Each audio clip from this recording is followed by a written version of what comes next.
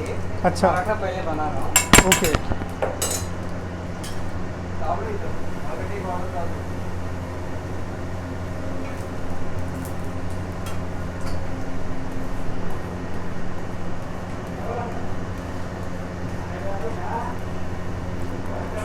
भैया आप ये कितने टाइम से कर रहे हो?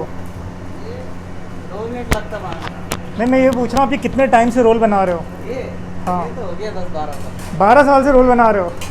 सही है। ये पनीर टिक्का था। ओके, पनीर। पनीर। ये टिक्का मसाला। ओके।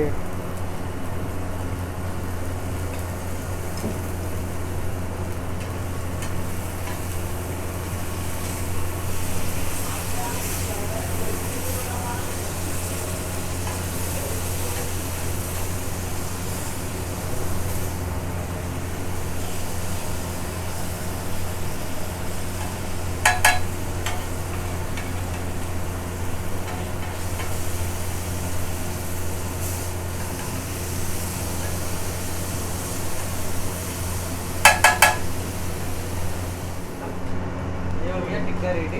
अच्छा, ये टिक्का रेडी हो गया। ओके।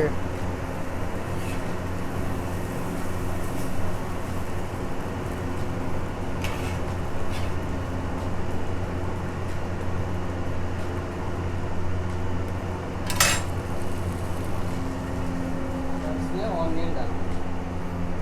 ओके, प्याज।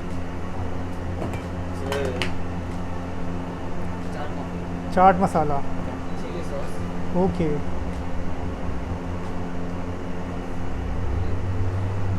बस हो गया। Okay sir.